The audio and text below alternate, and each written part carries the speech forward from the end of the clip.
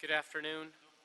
Today is Monday, April 24th. Welcome to the Public Works and Gang Reduction Committee. Here, Councilmember Chairman Buscaino, joined by Mr. Price. Thank you for joining us. We are waiting on one more member to make quorum. So if we can, let's begin with a discussion item. If I can turn your attention to item number 1, with the reappointment of Commissioner Kevin James. So, Commissioner James, thank you for joining. If you want to read the item into the record. Good afternoon, John White, City Clerk. Item 1 is the communications from the Mayor and City Ethics Commission relative to the reappointment of Mr. Kevin James to the Board of Public Works. Thank you, Commissioner, for joining us. We're now joined by Councilwoman Nuri Martinez. Thank you, Nuri, for joining us. Here in item number 1, well, thank you so much for your service to our city in your role as Public Works Commissioner, acting as the President of the Commission. Kevin, you've done amazing work over the last several years. Really pleased to partner with you. Now I speak on behalf of other members of this committee and the council. Done incredible work. Tell us some of your major accomplishments in the last several years, and some of your successes, and some challenges you faced, and why you want to continue your service on the Board of Public Works. Sure.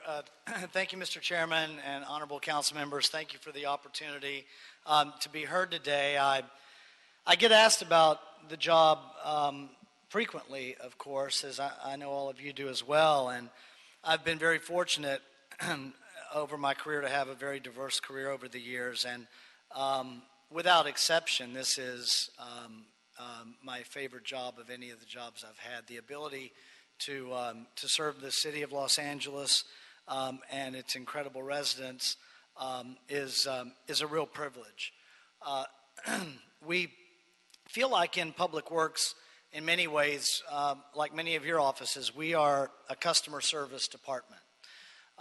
And with the bureaus, the 5 bureaus, and then the 3 divisions that I'll call them, with Office of Community Beautification and the Film Office that has come into Public Works, as well as the Office of Petroleum Administration, we really touch Angelenos' lives all across the city, and we do so every day. When young people come into these spectacular chambers, truly one of my favorite rooms in all of the city of Los Angeles, we remind young people that when they step outside of their home, wherever they live, and walk on a sidewalk or across the street, get into either public transit or private transit, that they are touching Public Works in the city of Los Angeles. And to be so involved in such an important part of the city is something that I certainly want to continue. The challenges are significant in this job, as you know, but I would like to start, Mr. Chairman, with a couple of the things that we have done. The 2,400, as we call it, in the record, with the record paving numbers for 2,400 miles. You know, working with your office, Councilman Buscaino, and with this committee, and the mayor's office, we've been able to do that without the additional funding that we're going to be getting for road repairs, including safety from Measure M, as well as additional funding that's going to come from the state. So it's one of the things that I'm perhaps most proud of with our Bureau of Street Services. But it's not just the Bureau of Street Services that enabled us to stretch out the 2,400 miles from 2,200 miles. It's a real collaboration with the Bureau of Engineering and the Department of Transportation and the CLA's office and the CAO's office and the General Services Department. They're all of these members of the city family that have their hands in the process, that have to work together, and we've seen success with getting to 2,400 every year, and with the Los Angeles Times printing that, according to their own calculation, that the pavement condition index in the city has improved. And of course that was supported by the city's calculation with our own data, but their independent analysis indicated an improvement of the pavement condition index. On clean streets, again, it's something that was definitely a priority in 2013 when our Board of Public Works took office with many members of the City Council, including this committee, the E2 Committee, Energy and Environment Committee. The work that we've been able to do with the Clean Streets Initiative in the last 2 years or so, I think has been remarkable. It's something that we hear back from residents all around the city that they notice the work that's been done. They can feel the progress. And again, it's something that our press, who keeps a sharp eye on the work that we do with their own analysis as well as ours, indicated that the streets in Los Angeles are cleaner. We have had the benefit of technology, and it's great to have a technology mayor. With the benefit of new technology with our MyLA 311 app system, the reporting of city services from the residents around Los Angeles. The most easy to talk about, of course, is the front of people's mind is always pothole repair. And with the new technology, the reporting is streamlined into the city, and our ability to issue our work orders to our staff is, of course, streamlined as well. And we feel that with more rapid response times. One of the things that we did, painstaking work, but we needed to get there, and I'm pleased that we have, is increased environmental review of our tree removal process. It's something that was a long time coming to the city. The environmental community had been requesting it for some time, and we worked with a number of environmental agencies and groups around the city, along with the mayor's office and members of the city council, to increase our environmental review of tree removals, which is very important, of course, going into the sidewalk repair plan as well. We're in the process of developing, as you all know, an in lieu fee for tree removal. That's something that, after we got here, some members of the building communities and the development community came to us with the common goal of increasing our tree canopy around the city, particularly in areas that do not have the coverage of tree canopy that other areas have in the city of Los Angeles. It's a better way to distribute our tree canopy in a much more equitable way than what we've been doing with our 2-to-1 replacements or 4-to-1 replacement when we have a protected tree that's removed and we end up with trees sitting in a city nursery. So we're in the study process right now, but we'll soon in the next couple of months be ready to bring that information to the council and the city attorney's office for the preparation of the ordinance.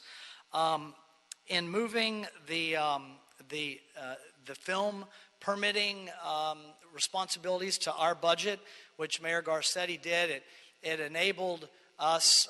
We already had oversight of the permitting that was coming from Film LA, and it really codified the work that we were doing in cooperation with the Arts and Entertainment Committee and Film LA to recognize that we're going to see significant production, which we have seen. Right. You see some drop-offs here and there that happens every year. Sometimes you can explain it, sometimes you can't. But we are seeing production increases across the board, and we know that will continue because we know what tax credit applications are coming in and what tax credit funds are going out.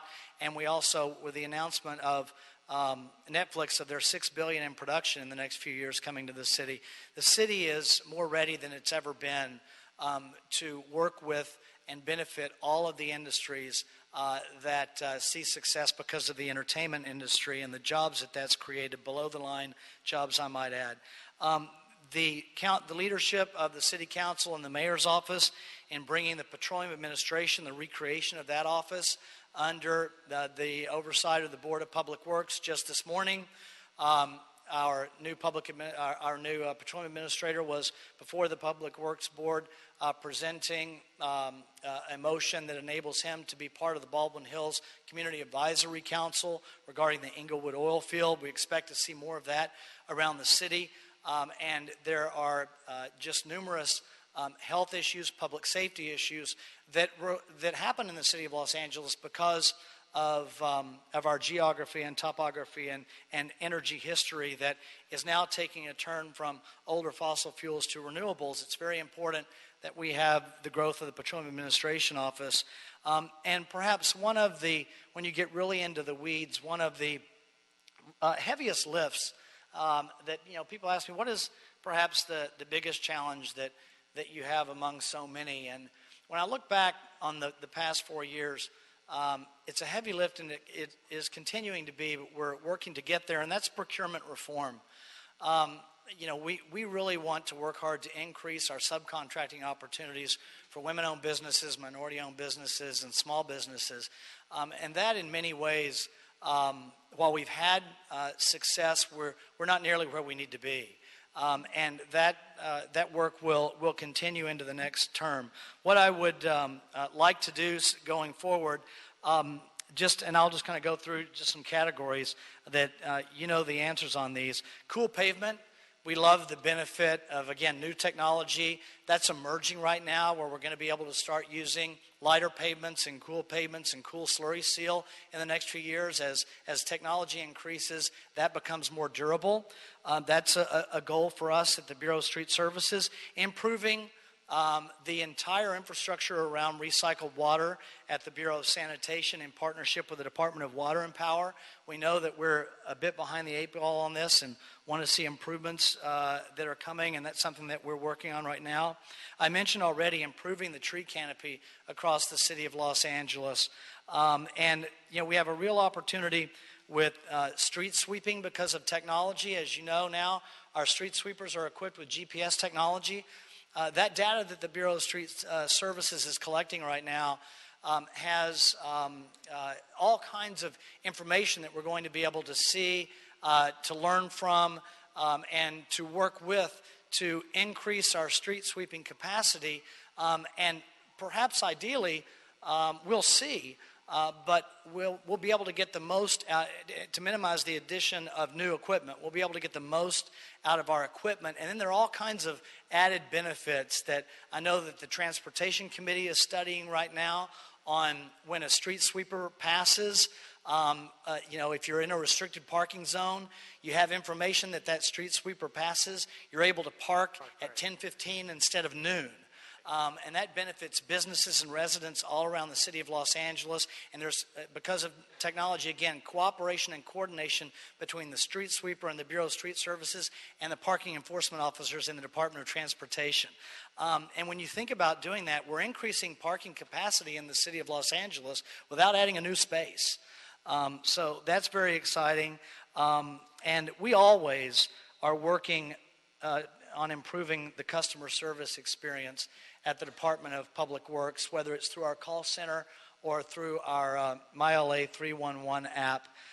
And again, it's just going to be, if you think about what's happened in the last 4 years, I think it's going to be remarkable what's going to happen in the next 4 to 6 years with new technologies on how we deliver our city services. And I'll close with the two big funding elements that are going to, that will, and I don't know if this is necessarily the right term, but in many ways I think it's in a very positive way, test our bureaus on collaboration and test the board on management in working with the council and the mayor's office regarding the implementation of the Measure M projects from our local return dollars, as well as the state legislative funding.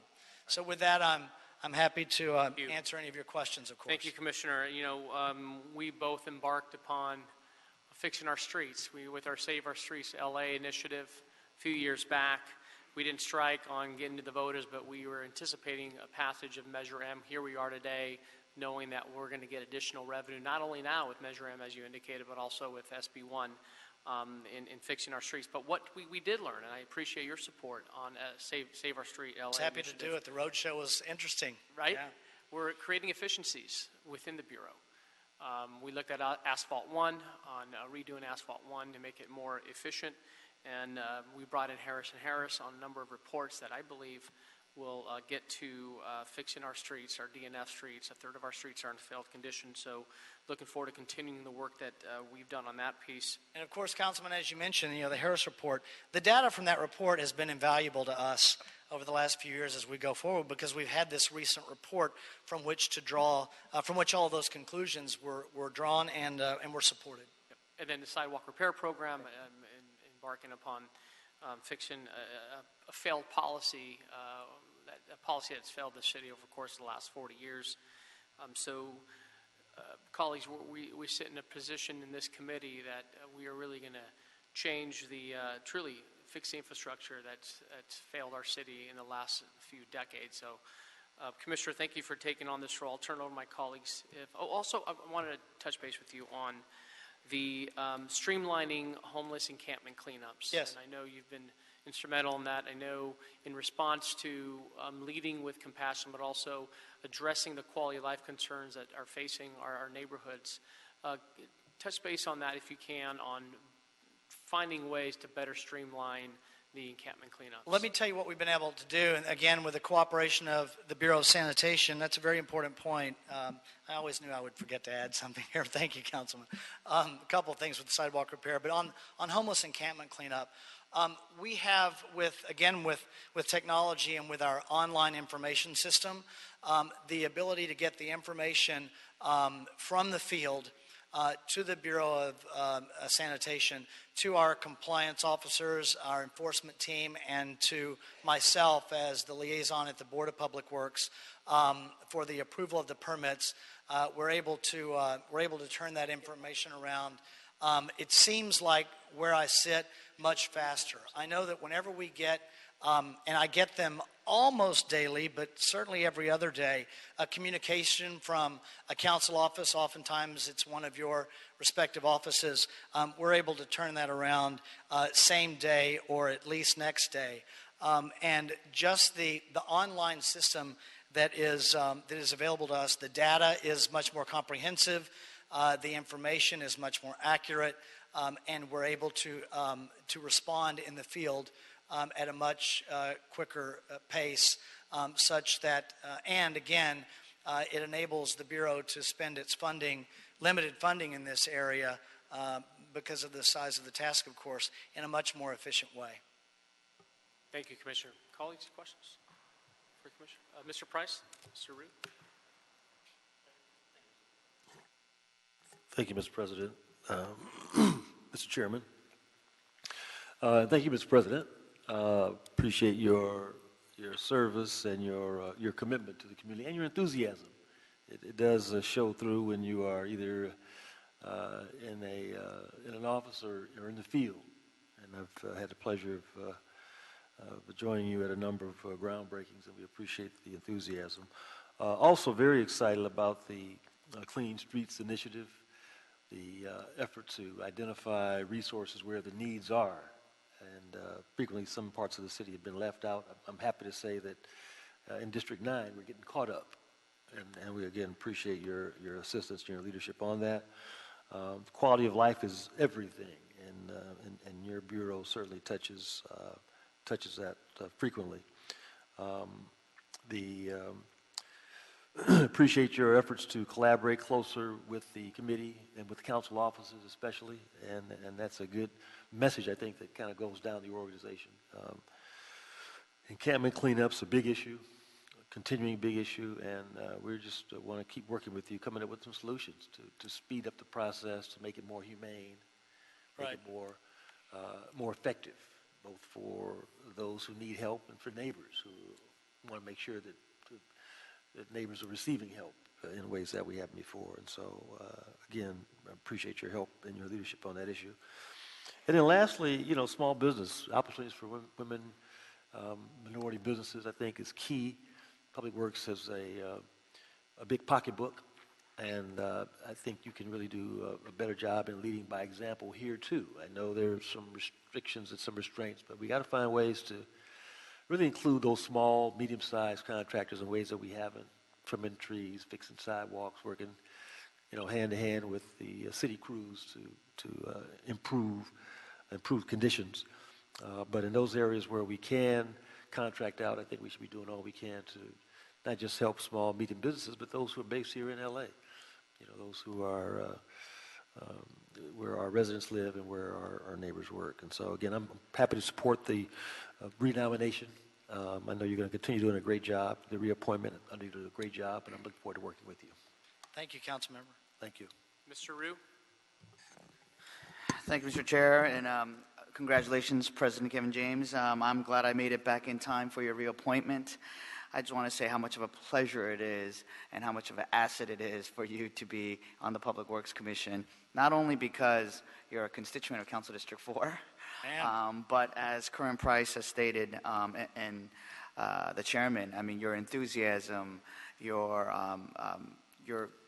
go-get-em, do-it attitude, where you just literally roll up your sleeves. I mean, sometimes I feel like you have a room in my office because you're in my office so much. But I very much appreciate it. I mean, especially in the hillsides with all of the natural disasters that we had. But just your responsiveness has been tremendous, and it's been welcome. Great friend of the office, and I really, really appreciate it. And I didn't even know your term was up. I'm glad that. But time flies, but you're much well-deserved second reappointment, and I look forward to continue working closely with you. So thank you so much. Thank you, sir. Thank you.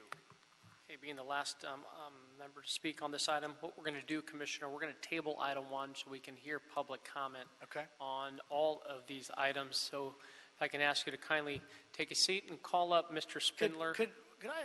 I'm sorry, Mr. Chair. There just 2 items that I want to reference before I sit down that I neglected to mention a moment ago, because as I wanted to respond directly to your question, but I think perhaps, and this is more for the record and the people here, because I know you all know this. The best part of this job is the communication with the residents of LA. It's the people that we serve, and we take our meetings as often as we can to the community. We go at least quarterly, if not more often, which is always a delightful thing to do. But it's really about being in the field as much as we can, and meeting with not just with neighborhood councils, but with community organizations and pretty much anybody that wants to hear from us. But another great public part of this job is what happens every Monday, Wednesday, and Friday morning at 10 a.m. in these chambers with our public works hearings. I think that they're some of the most interesting hearings, public meetings that for people that are interested in public works, probably anywhere in the state for public works hearings. And we like to invite people to attend our meetings, and so I would be remiss if I didn't throw that shameless plug to invite people to our meetings, because it is one of the I think the best parts of our job, and participating in the meeting and having the opportunity to chair these meetings is something that I've not only enjoyed immensely, but I've learned incredibly from. So thank you for that, and I'll take my seat. Thank you, Commissioner.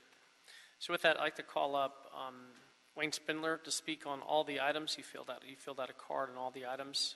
Give him 3 minutes on all items, and then 1 minute on general public comment.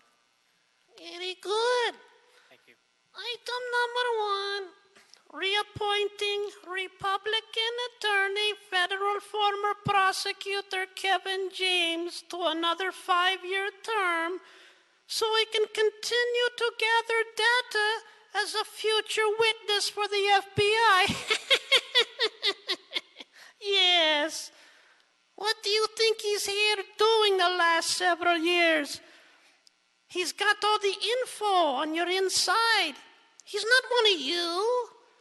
He's not one of you. He's the opposite of what you are. He doesn't go to law school and fail the bar. He passed the bar exam. And then you have to wonder if that's really his real legal name, Kevin James, you know. You know what Sven Buckner said? Remember Sven Buchner? He has an old saying, never trust an attorney who has 2 first names for a first and a last name. And I think Sven is correct. So go ahead and reappoint the future federal prosecution witness, Kevin James. I fully support it, and all of my colleagues as well. Now, number coup is gang activity in the West San Fernando Valley. March 30th, I was ordered out of my vehicle on an illegal 911 phone call, illegally detained at a public meeting with State Senator Matt Dubovny. Well, actually, he was. And then, the next fucking minute, I was handed over to CHP and an illegal handover by your goddamn gang member LAPD enforcement officers. Why? Well, because I'm suing you. I'm in litigation with the city attorney's office, yes. And right in this fucking room, right here, on January 23rd, an item was continued, number 6. There was a minimum quorum. You know what happened? The mayor found out and rescinded the fucking contract without comment. Where are the documents? Well, I'll ask Kevin James. Where are the documents on the Del Richardson contract that his husband voted on? See, no answer. See that? But that's okay, because at home, over there in CD4, he has all the documents. He will file what you call a key tam. Do any of you know what that means, key tam? It basically is a federal lawsuit to recover 10% of all the money stolen in federal funds by a government. That's what he's going to do. And you're going to pay him $135,000 a year to do it. See, we all know we puppets. Now, at public comment, I'll turn it over to my friend. Yes, thank you, Mr. Puppet. So, what do you have? A gun charge against me for what?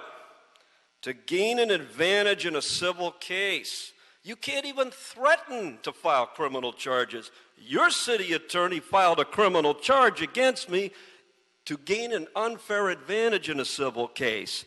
Bye-bye bar card. Hello, hell. And that's what the fuck you are doing. Why am I here? Because you don't get it yet. You can't fucking get it through your minds yet. You need to get my business taken care of, and not a bullet in my head like you tried to do on March the 30th. If anything happens to me, Councilman Price and Del Richardson are going to be the two first motherfuckers going to get questioned. So I don't want to wind up in an accident. Settle my fucking case. Give me back my weapons that I legally possess, and stop fucking with me. Have a nice day. Okay, so with that, I can direct your attention to the agenda. What we're going to do, colleagues, unless you want to pull any of these items, take on consent item 579. And we do have technical amendments, but I do like to take on consent and invite Tian Crocker up to read the technical corrections on items 4, 8, 10, and 11. Yes. Tian Crocker, please come forward. Sorry? Yeah, we can approve item 1. Any objections to approving item number 1? Hearing none. Think you're in. Congratulations. Commissioner, it looks like you've done a lot of work, a lot more work to come. Looking forward to seeing you on council for full council approval. Congratulations, Kevin.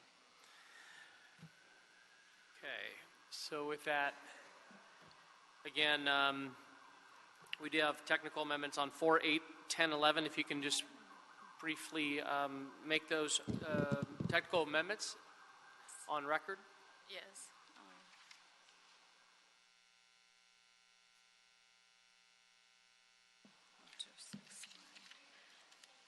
For the agenda item number 4. Yes. And Council File 16. Into the mic, please. 16-004. Oh, Tian Crocker with the Bureau of Engineering, Land Development, and GIS Division. And this one is for the item number 4, Council File 16-0041. And technical correction by Bureau of Engineering to the City Engineers Report dated April 15, 2016. Condition 5B, page 4, and Condition 6B, page 5, to read as follows. 5B, reserve from the vacation area a minimum 8-foot wide sidewalk easement to provide pedestrian access from the unvacated portion of 116th Street to Judah Avenue through the vacation area along an alignment satisfactory to the city engineer. 6B, construct a minimum 8-foot wide walkway within the public walk easement being reserved per condition 5B in a manner satisfactory to the city engineer. I'll be providing this copy, submitting to the city clerk at the end of this meeting. For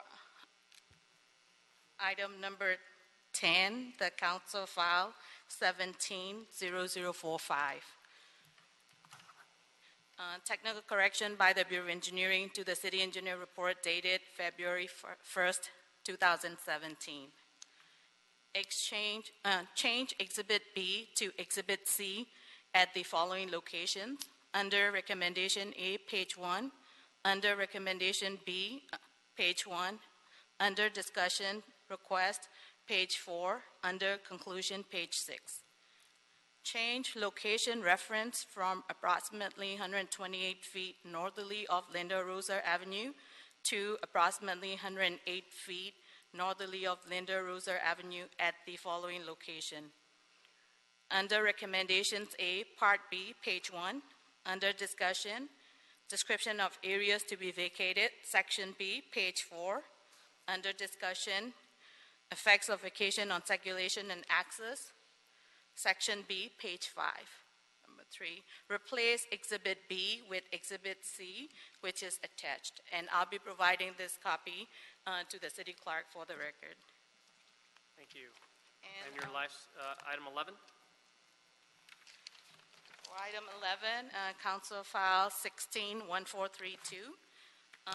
Technical correction by Bureau of Engineering to the City Engineer report dated March 6, 2017. And Condition 5B to read as follows. Dedicate 5 feet as a public street on the southerly side of First Street to complete a 55-foot half right-of-way in accordance with the Boulevard 2 standards for Mobility Plan 2035, together with a 20-foot radius property line return or a 15-foot by 15-foot cut corner at the intersection of Baudry Avenue. Thank you. If I can invite the CAO for item number 8 for our final technical amendment. I got one too. Good afternoon. Shafia Amir from the CAO's office. For item number 8, Council File 13-0723-S6, we simply need to make a correction to recommendation number 10D for the appropriation account number, which I will read into the record. So the correct recommendation number 10D should read as follows in the CAO report. Transfer $700,000 from the reserve fund to the unappropriated balance fund number 100/58 and appropriate therefrom to the 2015 CalGRIP Grant Fund 57M/46, account 46N306, contractual services to be reimbursed by grant funds. Thank you, ma'am. Thank you. All right, colleagues, so again, if we can take items 5, 7, 9, 4, 8, 10, 11. Any objection taking those on consent with those technical amendments? Hearing none, we'll approve those items.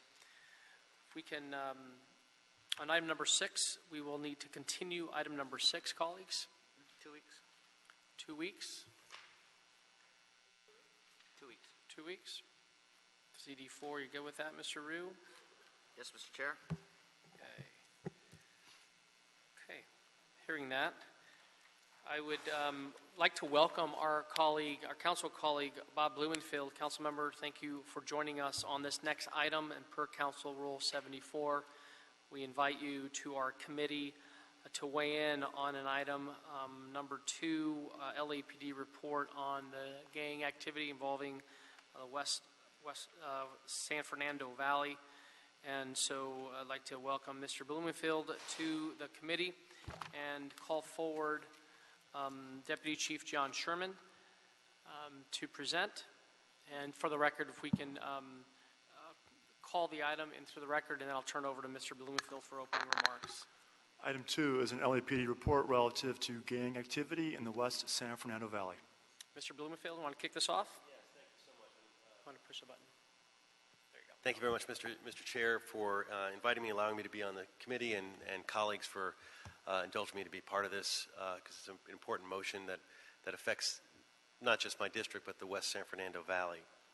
And my staff has really worked well with yours on this issue, and we appreciate that partnership that we've had on this and so many issues. So we're grateful we have the police department with us, the mayor's office for gang reduction and youth development, and the Alliance of Community Empowerment are all here and going to be able to make presentations on this issue. Thank you all for being here. I appreciate the good work that you do individually and collectively. It's important for the positive quality of life for all of Angelinos, and I don't take that lightly. It's every day you're making a difference in our community. And street gangs have been a persistent problem throughout the city, with almost every part of our city experiencing gang issues. And in the western San Fernando Valley, which is the communities west of the 405, including everywhere from Van Nuys to Canoga Park, street gangs have been a continuing problem with different criminal acts by gang members. As an example, in 2015, the Valley experienced a significant increase in murders, with a majority of them being gang-related. And I know the city has pioneered new efforts with GRID, the police working hand in glove with GRID, which has been fantastic. The city has moved on from not just suppressing gang activity through policing, but is also working to keep kids from joining gangs and assisting in intervention groups such as ACE. Most of the reporting efforts to address gang violence, though, has not focused on the San Fernando Valley, or particularly has not focused on the West San Fernando Valley. And understandably, we've got gang problems all over the city, and in some areas, much worse. But it has become not just a district issue, but a geographic issue in the West Valley. And therefore, I thought it would be important for the council to hear about what's going on with gangs in the West San Fernando Valley. And that's why I put forward this motion, to get a report, to hear about the kinds of things that are happening, the active gangs in the area, the type of crimes these gangs are engaged in, gang intervention and prevention efforts, examples of challenges and successes that LAPD and GRID and ACE have had. And already just the process of going through this report, and I know it can be a pain for folks putting this together, but has already, in my book, has already yielded some results in the sense that we've seen folks look at the gang issue from the police commission onward that haven't typically looked at that issue. So I'm hoping that this discussion and moving this forward will help us focus the resources moving forward to help us deal with the issue in the West San Fernando Valley. So with that, I want to start with reports from each of the three groups, starting, of course, with LAPD. So, thank you, sir. Deputy Chief Sherman, please. Ladies and gentlemen, good afternoon. My name is Deputy Chief John Sherman. I'm the new Commanding Officer in Operations Valley Bureau. With me is Captain Maureen Ryan, the Area Commanding Officer at Topanga, and Captain Beverly Lewis from West Valley. I'm going to make just a few remarks kind of globally, and then allow the captains to either make some remarks or answer any questions that you may have. And obviously, Mr. Rogelio Valle is here from GRID to also speak with ACE. Obviously, the councilman's motion came forward last year after the Valley was, in the West Valley, was experiencing a significant increase in violent crime and gang crime. And that, as you all know, came after many years of reduction in crime. So it was very, very alarming for all of us. I will report after that the increases and the items you see in the report from late last year. The Valley is experiencing about a 9% decrease in violent crime today, and our gang crime is down today. Topanga is down a little bit more than West Valley is, but we are still experiencing a move in a positive direction relative to gang crime. We have had an increase, and we have seen that. I will tell you that fortunately, we do not have any gang wars going on. We do not have blatant gang drive-by shootings or anything like that occurring in the West San Fernando Valley, and I consider that a positive. Our crime is primarily street robberies and lesser injury aggravated assaults. Those are generally the crimes that we have that are gang-related crimes. Our gang units are fully staffed. We have in both West Valley and Topanga, those two divisions have their gang officers that they are TO'd for to have within their units. And then I think you all are very, very aware of the youth programs that the LAPD has. They are all very active in the West San Fernando Valley. We have a very positive relationship with our partners in GRID, both with ACE and communities and schools. And then one of the things that I am adopting wholeheartedly from Deputy Chief Bob Green is our juvenile diversion program, which is a pre-arrest program with Sentinella Youth Services that has been active in other parts of the city. And Chief Green brought it out there about a year ago, and we are continuing to push that as a means of deterring crime and deterring gang crime. The other item that I've spoke with Mr. Blumenfield about is the overall issue of deployment. I know a couple of you are on the Public Safety Committee, and it was a few weeks ago that Chief Moore spoke on Mr. Bonin's motion relative to overall deployment in the city, and the department continues to look at that and oversee and monitor the department's general deployment as it relates to the various commands within the city, and that report will be forthcoming in the future. So I just wanted to give that brief overview, and if you'd like the captains to make remarks now relative to their specific areas, or if you had any questions, whatever your preference is. Sure. Bring the captains forward. Good afternoon. Good afternoon. Welcome. Thank you, sir.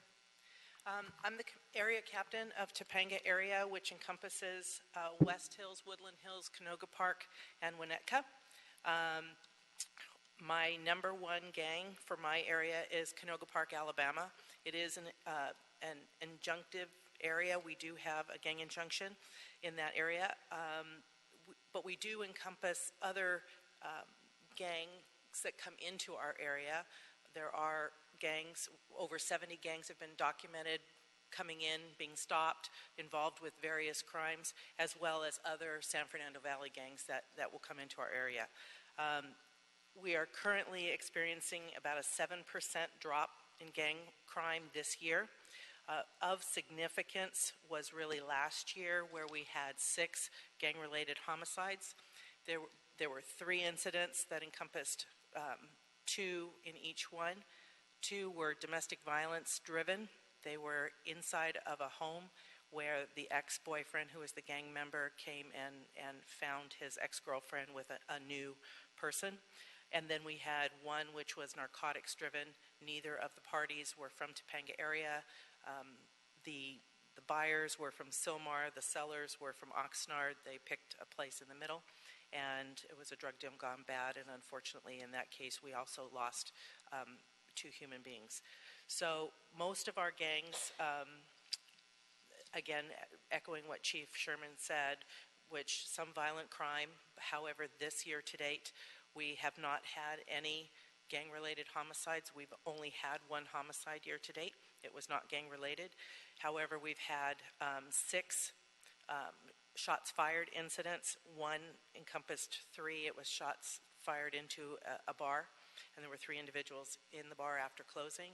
2 was an accidental discharge where he shot his shotgun inside an apartment. He happened to be a gang member, so that it accounts for 2. And 1 was the one true gang shooting where we had, which was in Lanark Park, and that was a shooting with a hit. So those are what we have so far this year. We work very hand in glove with communities in schools and ACE, Alliance for Community Empowerment, which is our GRID partner. We did have 2 homicides last year, justifiable. It was at a bar, strip club in our area where the security guard shot and killed 2 Canoga Park, Alabama gang members. Our GRID partner came out. They did lots of intervention. We had no retaliation from Canoga Park, Alabama. I'll have Michelle Miranda speak to it, but great work with the community and the gang members to quell that, and the family members also, so that did not explode in our community.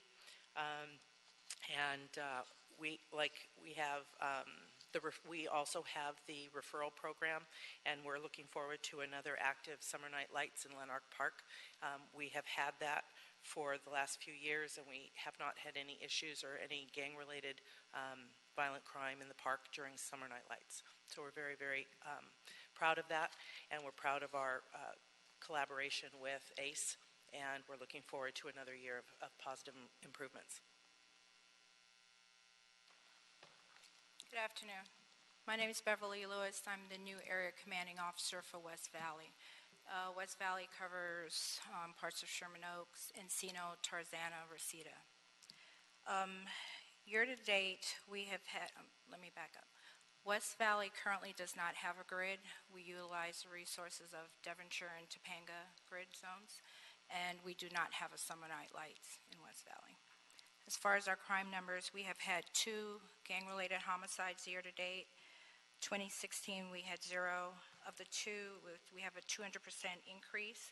One of the homicides, the first one of the year, involved a 18th Street gang member. That one was related to family violence. The victim was the sister-in-law of our suspect.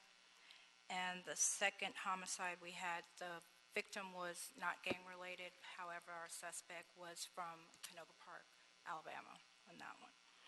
What's driving our gang crime in West Valley is our aggravated assaults. 2016, we had 19 aggravated assaults. 2016, we're at 23. However, we have no patterns or trends. We have no anchor points that are related to our aggravated assaults. We have no gang feuds going on in the division. We had 1 aggravated assault that accounted for 5 DR numbers. That one involved a suspect that was from dead-end Crips, and our victim was CPA. We had a second, an arrest was made in that one. Additionally, we had a second aggravated assault that involved our officers from West Valley. That one accounted for 4 DR numbers. The suspect in that case was from a gang outside of the valley, Little Criminals, and that suspect is also in custody. Of the 23 aggravated assaults that occurred this year, we had total 15 incidents and 11 victims. Our shots fired 2016, we had 3 shots fired, and this year we've had 7. 2 of them were our homicides, were related to our homicide, and we had the 5 aggravated assaults. The most significant increase for 2017, were our violent crime, which were up 5%. But again, when we looked at it, there were no trends or patterns related to those, or no one specific gang that was plaguing West Valley. Our gang unit is at full complement as far as deployment. Although we don't have a grid zone, we work hand in hand with Topanga and Devonshire grids, as well as working with the gang unit from Topanga. We were able to solve one of our gang homicides, not solve, but get some significant leads based on our relationship with Topanga GED. We work hand in hand, exchange intelligence information to be able to solve those homicides or aggravated assaults when they occur. Thank you. Mr. Bloomfield, any questions for the police department? Okay. Sounds good. Sounds good. If we could bring up grid, or yeah. Mr. O'Haley. Fantastic. Thank you, Chief. Good afternoon. My name is Rafu Hiwaye, and I'm a program manager with the Mayor's Grid Office. Thank you for having me here today. In regards to the West Valley report, I would like to run through a quick history of the grid services in the West Valley, including where we're at today and how we do our best to address issues of gang crime, not just in the areas of the West Valley with the grid zone, but also areas that are not currently covered by grid. So in the West Valley, in 2011, we expanded SNL to Topanga Recreation Center, Lanark. recreation center within Topanga area. That program has been there every year since. In 2012, we created a secondary grid zone in the area that included only prevention services servicing the Topanga Canoga Park community. In 2015, in preparation for a request for proposals for the new round of grid contracts that would begin in 15-16, Mayor Eric Garcetti instructed our office to do a deep dive into LAPD crime data, which include not just gang crime, but also other forms of violent crime, specifically domestic violence, to make sure that we were covering all of the hotspots throughout the city as best we could. During that deep dive, we also took input from community partners, council offices, LAPD representatives, so captains, all the way up through the deputy chief level, just to make sure that we were getting the input of everyone on the ground and making sure that we were encompassing all points of view. With that, Mayor Eric Garcetti supported an expansion of grid by dedicating an additional $5.5 million to the grid budget. That allowed us within the West Valley to increase the Topanga grid zone by 9 reporting districts, increase funding by $200,000, and also add intervention services to the West Valley for the first time under grid. So currently we have a prevention services provider, which is Communities and Schools, and Alliance for Community Empowerment is our intervention services provider. In addition to that, beginning in 16-17, we instituted juvenile reentry services throughout the San Fernando Valley through New Directions for Youth, who is also a grid prevention services provider. Those services are offered to clients from throughout the San Fernando Valley, regardless of whether they live inside or outside of a grid zone, and those are based on referrals from probation. So we work hand in hand with the LA County Probation Department to identify the individuals that will be referred to that program. And in terms of results, as I'm sure you all heard last week during the State of the City address, a study conducted by Cal State LA in partnership with UCLA found that grid services over a 2-year period between January 2014 and December of 2015 resulted in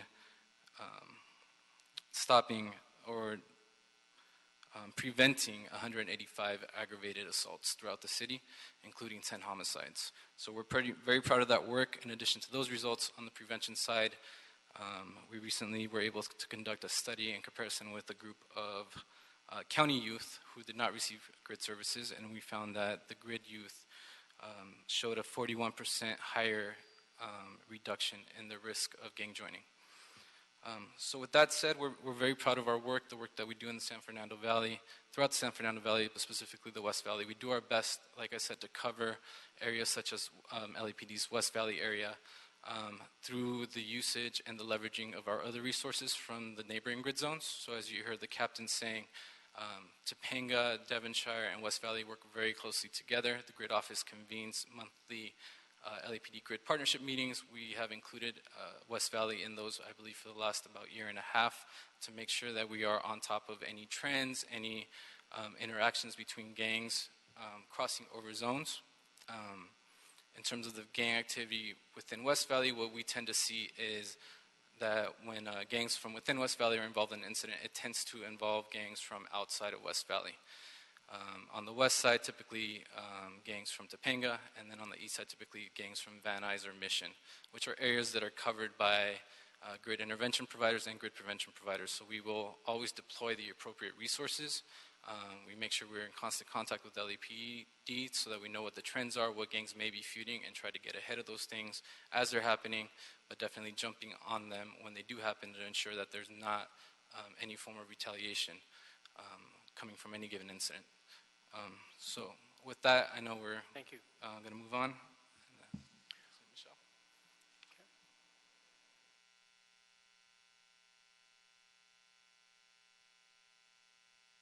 Good afternoon. Good afternoon. My name is Michelle Miranda. I am a board member for the Canoga Park Neighborhood Council.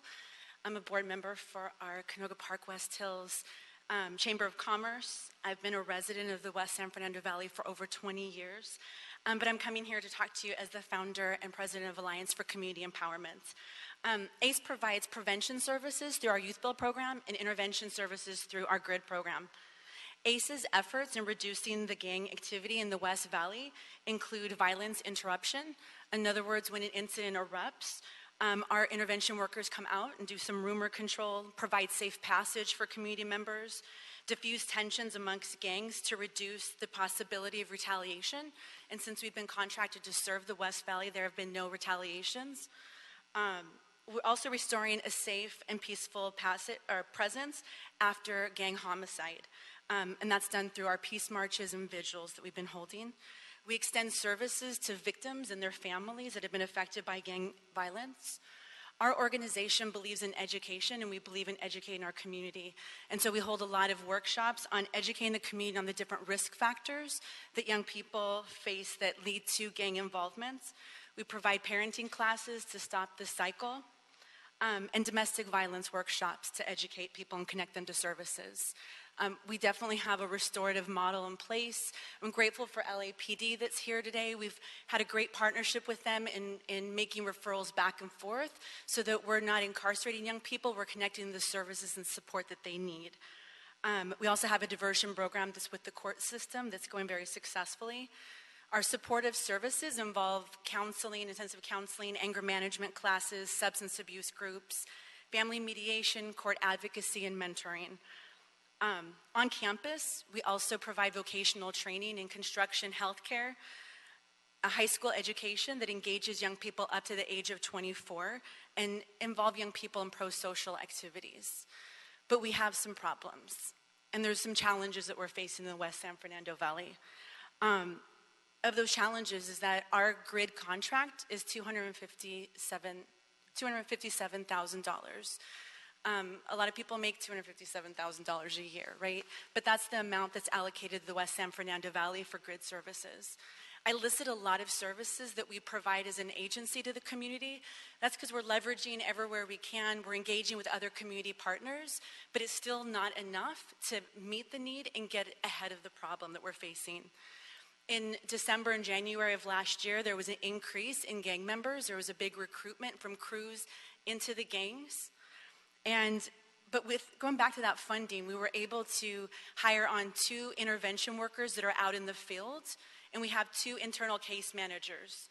And so just the fact of 2 intervention workers, that are needing a vacation this summer, if I give them a vacation, then how are we protecting the West Valley? If an incident erupts, how do we go out to deploy to create that or to bring back that peaceful community? How do we do that rumor control? I do want to encourage that we're not just looking at the crime data provided by LAPD, but we're also looking at the numbers from LAUSD, right? The LAUSD has a reported of 60% graduation rates, which makes me wonder that 40%, where are those young people at? There was a report or a study that was done by Drexel University that 15.1% of young people between the ages of 18 and 24 are out of school and out of work. These are risk factors, and these are risk factors that we're facing in the West Valley. What happens to these disconnected young people? We need to engage them. We need to provide the services they need so they can have a different pathway. But in order to do so, we need more of an investment in the West San Fernando Valley. As Ref from the GRID office mentioned, that there was a 41% reduction in gang joining. That in itself shows that there is a return on an investment when we invest in GRID and we invest in services. Councilman Martinez, I want to thank you because in 2016, along with the Commission on Women, you gave me a Pioneer Award. And I'm grateful for that because I am a pioneer of the West San Fernando Valley. And I'm not going to give up pioneering and advocating for resources to come to my community. Thank you. Thank you for your advocacy. Appreciate the work that you do in our communities and our city. Was that the last presenter? Yeah. Okay, if we can have questions, please come forward. We can have the panel come forward. We can start with LAPD. Very good. Great. LAPD. And all the presentations were great, and I very much appreciate them. Couple of questions. You covered most of it in your presentation very comprehensively, but the report talks about 16 different gangs, and it talks about 3 active gangs. I just wanted to understand, how do we define the active versus the others in terms of the Valley gangs?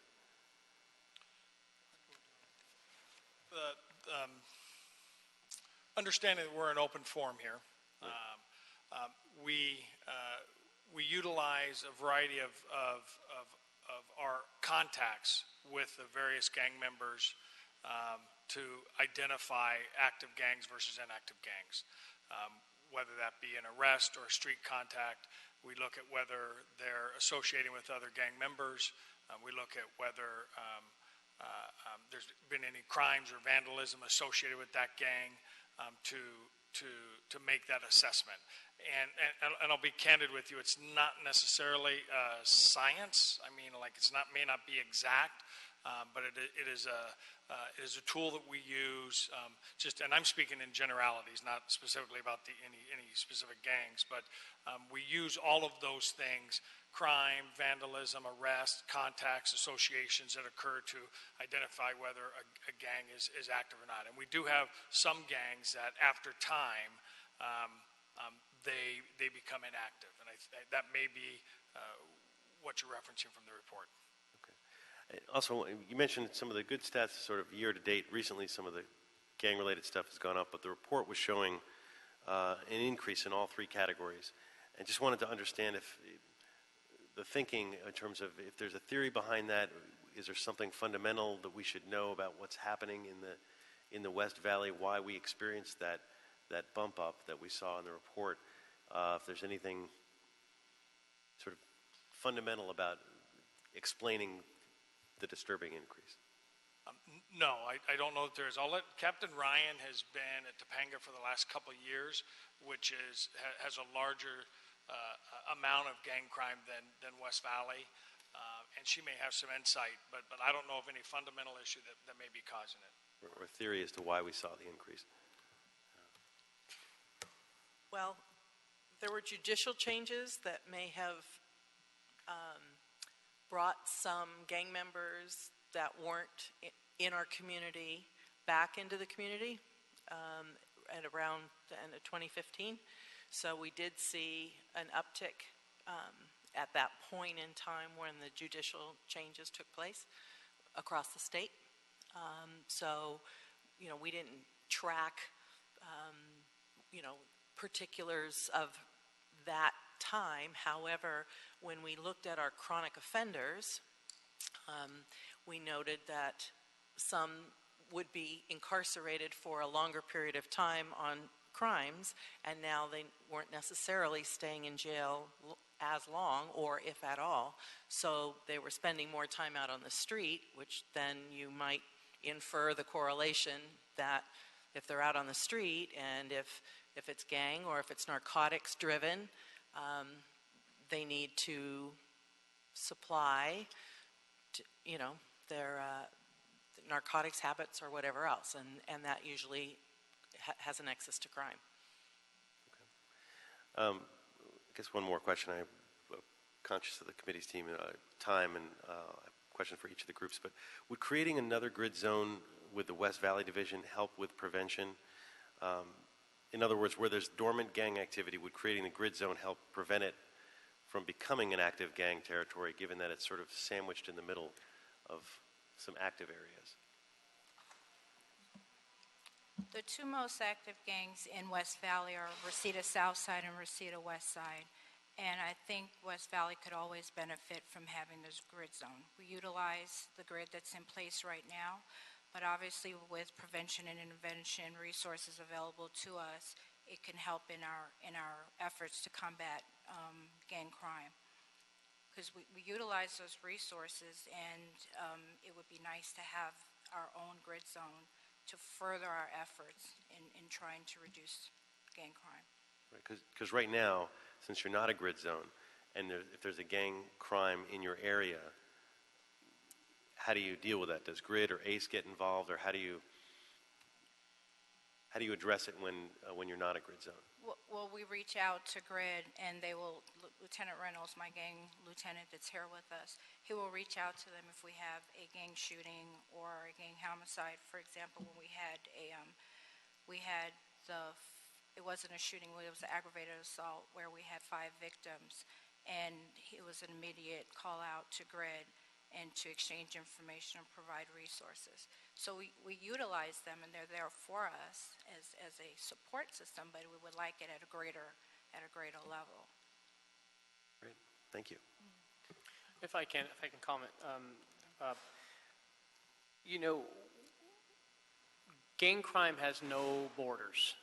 So when I hear our colleague struggling with gang crime, it impacts not only the Valley, but from South LA to Wilmington to the West Side, and it impacts our city. But I truly feel that we need to do a better job in looking at a regional strategy. When we have knucklehead gangsters coming in from Oxnard and neighboring cities, what are we doing as an agency to collaborate and coordinate and working with our law enforcement partners? And I know that's happening today. I know it's happening today. What are the strategies are in place in this part of the city on working with neighboring agencies and in addressing the spike in gang crime in this area?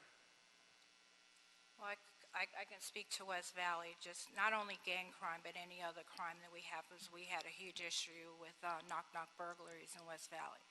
And besides working collaboratively with our neighbors in the bordering divisions, we work with the sheriff and other outside agencies, because you're right, they are no borders. For instance, with our gang crime, even though we have those gangs in West Valley, the 2 major ones are Reseda.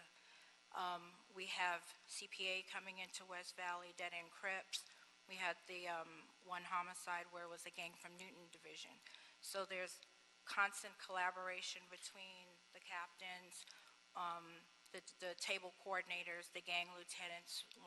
The last homicide we had, we were able to gain valuable intelligence from Topanga gangs and West Valley gangs working together, doing show-ups.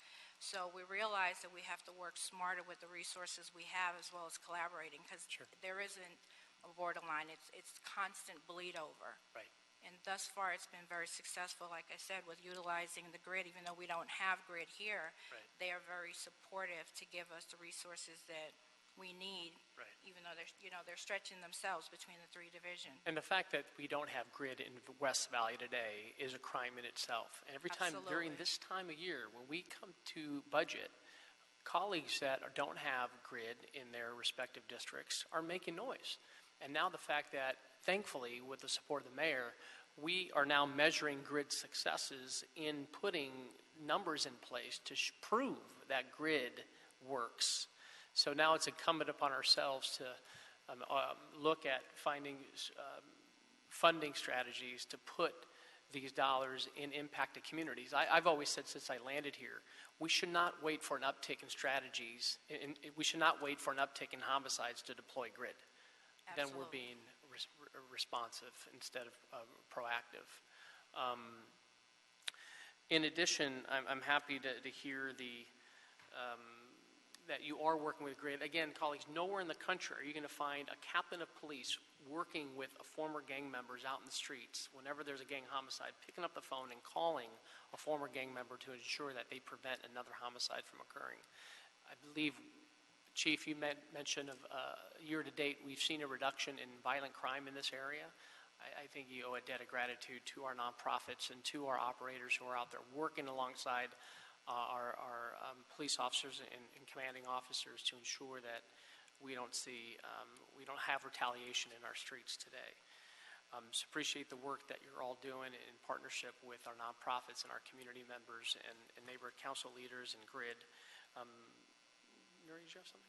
Yeah, Ms. Martinez? Thanks. I just wanted to hear from the chief. So where in the valley are you seeing a rise in gang violence? Where in the valley?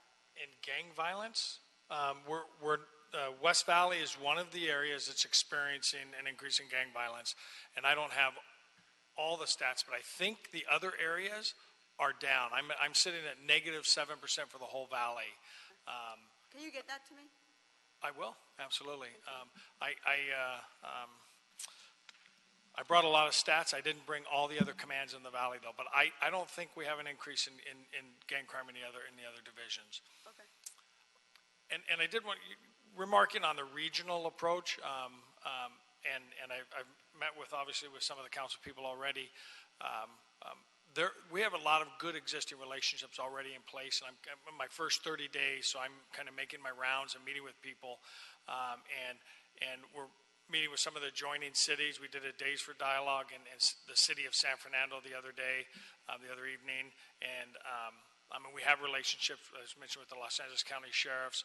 To a lesser degree, Ventura County Sheriffs, which are over the hill, but those relationships exist, and certainly all of our detectives have those relationships, and the management team has them, or like myself and Beverly, who are brand new, are continuing to develop them. And the last thing I want to say, I want to commend our 2 female captains in the Valley. They're exceptional. I've worked with them. I'm very impressed. I think what we should be asking for is more police officers, because if what you're being asked to do is above and beyond what you signed up for. Thank you. Thank you, ma'am. And just know, before we hit the summer months, I'm calling for both Chief Beck and Sheriff McDonald to come before this gang reduction committee and hear strategies that are already in place and what they plan on doing on the collaborative county-wide strategy as it relates to gang homicides, gang crimes. Cap, do you have something?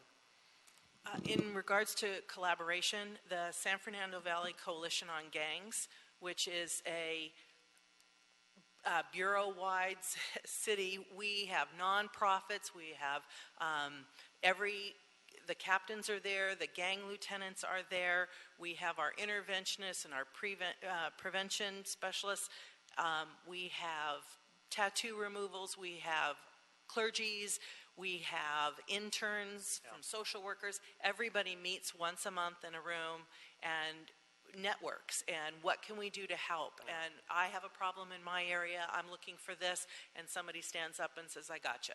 And that's been going on for years. And I think it's very, very successful. And Cap, you make a good point. And we cannot ignore the impacts of Prop 47. And we need to ensure that these cost savings from the state prison system are not filtering down to the local level. Something that myself and Councilmember Marquise Harris-Dawson, we've been advocating for these cost savings to get into our county system so that these individuals who are released early have that probation officer monitoring him or her on a daily basis so he or she does not go back into causing crimes in our neighborhoods. So it's something I know that and quite frankly, I supported Prop 47, knowing that there's other options out there. But at the same time, we were promised these cost savings, and Sacramento is debating on how much these cost savings should come down to the county and local levels, while our communities are suffering today. So I appreciate you mentioning that. We cannot ignore the fact that Prop 47 does not have an impact on these types of crimes that are impacting our neighborhoods. Anything else? For the other yep, for grid. folks, for grid, yeah. But while they're coming, I agree with you. I mean, we were supposed to see at least $100 million per year on that. Savings apparently haven't been that high yet, but we need to keep pushing to get those savings into our system. We haven't seen anything at all. Right. I know. Yeah, we saw the crime put back. For grid, so thank you again. I enjoyed the presentation. Just the funding for ACE. How does that compare to the other grid providers? On the spectrum, the grid's average contract is about $555,000 per fiscal year. So it's about half. So they get about half. Right. And how do you determine where the funding goes, or does it change depending on the statistics? It's mostly based around gang crime, the need based on overall incidents of violent crime, along with other gang crimes. And as I mentioned this last time around, we also looked at domestic violence. So as you know, this is always kind of a tough process for us as grid. We always have to do our best with the limited resources that we're given in terms of covering the city as a whole. So we have to look at gang crime, we have to look at some of the numbers, even though we know that there are many other communities that also are in need of services. Okay. And the second to last page report said that West Valley is the only one without a grid zone. What would it take to create another grid zone? It would take, I mean, one, I think it would take more funding for grid overall. More funding, even an increase, right, would force us to do another quick dive and say, out of the areas that we're not currently covering, where is the next most need? So I think that's number one, right, funding, but two, looking at the numbers and what are the facts on the ground telling us about gang tensions, gang beefs, overall numbers of gangs in a given area, all the dynamics that play into a community really feeling those negative effects of having the gangs in their vicinity. Okay. Also, we talk about expanding the grid, but tell us a little bit about the Fall Fridays, because that's kind of... Yes, so I mentioned Summer Night Lights. We also have Fall Friday Lights.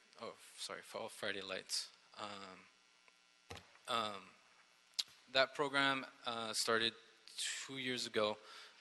It's kind of an extension of Summer Night Lights, but a little bit different, where we run more teen-focused workshops.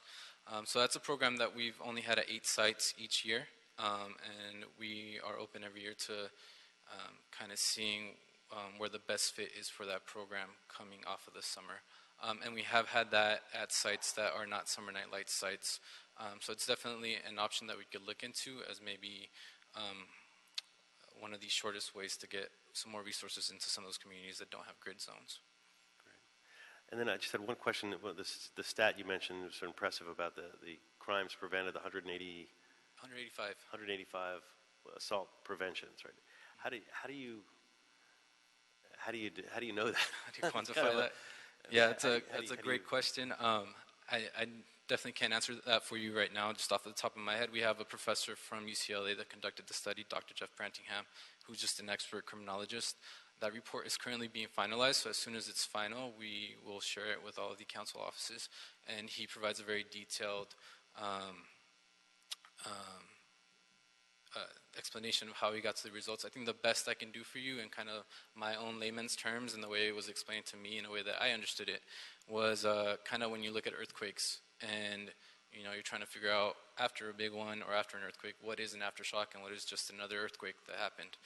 I think similar kind of modeling is what he uses to figure out what crimes are likely connected to a previous crime and which are just kind of background noise that are coming up out of the blue. Okay, thank you. Again, it's exciting to measure the work that GRID does on it, because years ago when we first kicked off GRID under Mayor Villaraigosa, we didn't have anything to go by. How effective is GRID today? To answer your question, gang homicide, officers on the street know that it's a gang homicide. Then you can measure follow-up shootings, and if indeed, or shootings or ADWs or other related crimes, they're able to measure that. It's something, again, we needed to measure the effectiveness of GRID in order to warrant the funding today. So I'm happy you're moving forward in that direction. As a senior lead officer, we worked together. We had in San Pedro when I was a SLO, it's like, why don't we have a GRID zone in San Pedro? We shouldn't have to wait for an uptick in gang homicides. And finally, over the course of the last several years, we fought for it, and we got a GRID zone in the harbor area communities. Do you feel that the gang injunctions are an effective tool? Do your operators feel that, I know it's an effective tool for law enforcement, do you feel that the gang prevention operators feel that the gang injunctions are a critical tool in reducing gang crimes? I think that's a question that I would leave for Michelle to answer in terms of her perspective as a GRID provider. It's not a topic that we typically focus on. With our GRID agencies, we tend to focus more on the crime trends, addressing what's going on, and finding youth and engaging youth in services. I'd like to hear from Michelle, but I'll turn it over to Mr. Price. You have a GRID question? Thank you for the presentation made by the officers and the department. We know GRID is an exciting program, a very effective program. It's been certainly effectively deployed in some parts of South LA, including my district. So as you roll out the GRID in the valley, in San Fernando, you've been able to use to benefit from any lessons learned earlier, or are we basically using the same kind of template, or is there anything new or different that you hope will be effective in addressing the issues as they impact this community? And as the chairman pointed out accurately, crime has no boundaries, so it's not like we create these artificial boundaries to sort of contain the problem. We know that doesn't really work that way. But how have you been able to use the years of experience gained through the GRID programs that have been implemented citywide as you roll it out here in the Valley? Yes, so the GRID model is the same citywide. We have the same basic structure of services. And then those services, that framework is built upon by every agency in their local community to make sure that it fits the dynamics of that community, that make sure that they can address the gang issues particularly, whether it's gang structure or the way that some of the violence might come about, may be different in certain communities. So we definitely rely heavily on the experience of our providers. We're lucky in the San Fernando Valley to have folks that have been working a very long time, some of the innovators of this work. And so we've been able to build our work based on their knowledge. Same as we do in South LA and all over the city, we have folks that have been involved in this work, beyond GRID, beyond LA Bridges, and previous iterations of gang work in LA. So we're always working off of their knowledge and always looking to innovate, figure out what are the new trends, what are the new issues that are popping up, and then how do we address those, working in close partnership with our contractors to make sure that the alternatives that we're coming up with make sense. Maybe one last question to tell us what exactly is the process to create a new grid zone? Really, at this point, it's been just an internal review of data and, like I said, collection of input from community partners. So I know I've had conversations. I mean, the one kind of double-edged sword for GRID, out of all of our successes now, everyone wants a grid zone, whereas, in the past, some folks, I don't think we're sure that they wanted to partner with us yet. So that's a question that often comes up, and I always encourage folks, collect as much data as you can about what you're seeing in your community, what are the dynamics, what is really going on, so that we as an office are collecting that. So when we're doing our review, it's not just data, it's not just what crimes were reported or ended up on the books, but also what are folks on the ground seeing, what are the dynamics, how is the community being affected, to make sure that we're seeing a kind of a holistic picture of what's happening in any given area as we're making our decisions for funding. Great. Yeah. Thank you. Thank you. And then if we can have Michelle come forward as a nonprofit. Hi again. And your closing thoughts, I just want to get your thoughts on the gang injunction, how that has helped or even challenged in the process of reducing gang crime in this part of the city. Yeah, well, I think it has its definite pros and its definite cons. So with the injunction, it means that a lot of crime is going to happen, underground, right? So as far as like public safety, the injunction helps to ensure that there is more public safety. Gang members will not be seen with other gang members. The challenge it brings is sometimes in providing services, right? The gang members are very well aware of if they're out in the community, we're doing certain activities. Sometimes if they're together, they're not supposed to be together out in the community. So sometimes it limits some of the services. I'm grateful for LAPD and just being able to communicate and collaborate and say, you know what, we're doing this event. An example, tomorrow we're going out to Lanark Park and we're having a youth service day. And so we're taking GRID clients out in the community, building these little pop-up libraries where you take members that are turn their life around, and now you're helping provide the platform for them to give back and strengthen their community. In this particular event, we're going to have members that are going to be out doing something positive. So communicating with GRID of, can you be there, but maybe not fully enforce and allow us to be able to help these individuals in this transformation. But I don't know how much it's like to say that it's stopped gang activity. I just think that it's changed the way that gang activity probably. And your thoughts on the reentry programming that's taken place? Do you feel Prop 47 and those cost savings have they hit you yet?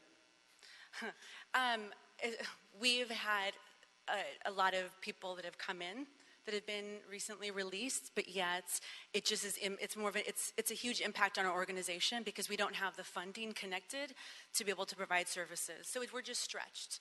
And as the captain from West Valley mentioned, you know, when there is an incident, these 2 intervention workers are stretching themselves to go out into the West Valley to provide services there.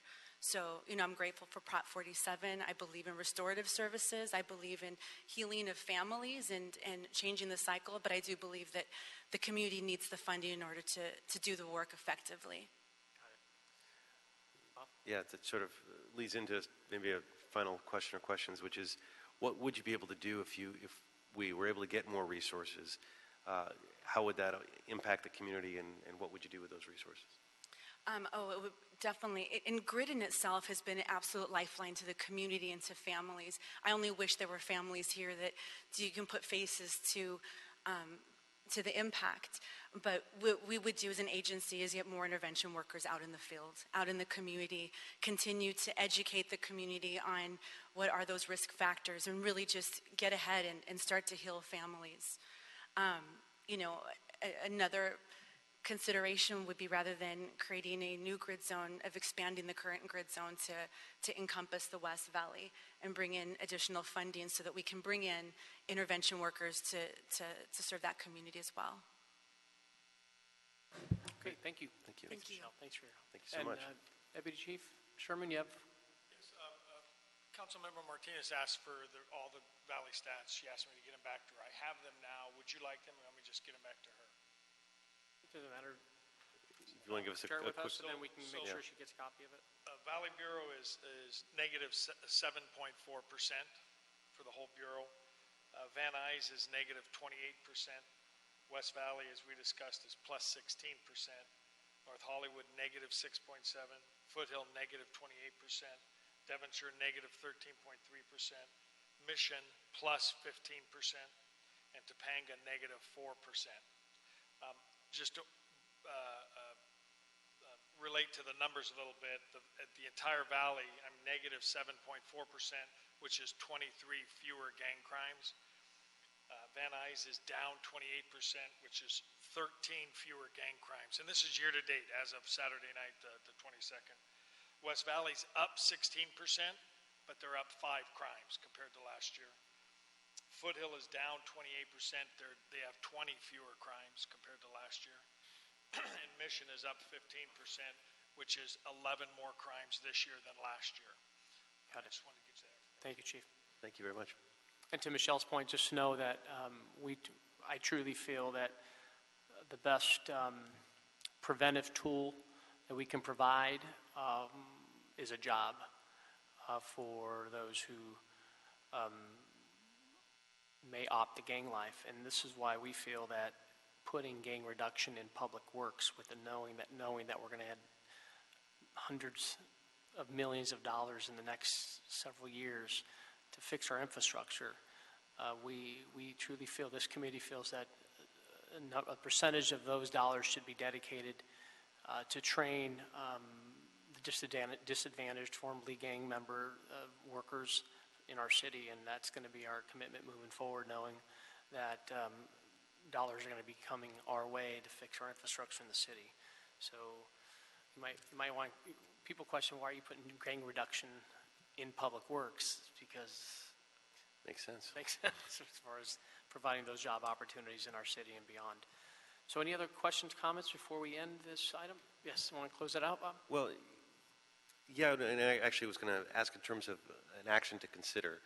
I know we could note and file, but a report back maybe on the budget costs, what it would cost to actually expand the grid zone to the West Valley Division, and the process that would take, as well as, you know, what would be involved in the other option that was mentioned about increasing funding for the Topanga Division to deal with that. Those are the two things we talked about, and to get a report back on what those numbers would actually look like, either to this committee or to the Budget Committee, I think would be valuable if you would entertain that. John, we can keep that in committee, or would that be a direction, or would that be a separate motion? Committee members, you could continue it for a report back, or you could send that as a direction to council for LAPD to report back with those requests from Mr. Blumenfield. Want to keep it in here? It's up to you, Bob. What do you want to do? Either way, I mean, but that's Okay, the let's crux of send it is- to council And Okay. we'll have the department report back to this committee on funds needed, what's needed to form a grid zone Yeah, the funds and the process, and the process. as well as the possibility West of Valley. increasing Topanga to cover that. Captain Lewis, you okay with that? We worked together when she was a lieutenant. Look at you now, area commanding officer. I'm proud of you. Lieutenant, you're good? Okay, fantastic. Do you also want to receive and It's a file the SIR LAPD stuff. report? What's that? Excuse me, do you want to receive and file the LAPD report as well? Yes, we'll do that. Thank you, sir. Okay. And thank you. Thank you very much, and thank you, members, for joining us. allowing this important discussion, and all of you who came out to be part of it, and to be part of the continuing conversation of making the West Valley, making the city of Los Angeles safer. Thank you very much. Thank you. Thank you, Bob. So with that, item number 3, and we held item number 3 for a technical amendment. Do you want to read that into the record, Mr. Rue? Mr. Chair. Let's read the item into the record first. Yeah. Item 3, city engineer report relative to mandating public notice of B permit applications of paper streets. And I just want to move and amend that to add that require B permit applicants in hillside areas to mail, registered or certified, a second notification of public roadway construction form to properties within a 500-foot radius of the proposed street improvement of a paper street, once an index number is assigned, and require the applicant to provide proof of notification prior to the Bureau of Engineering switching the B permit application from the design phase to construction phase. Okay, anything else? Okay, any objection to that amendment? Hearing none, we'll approve item number 3 as amended.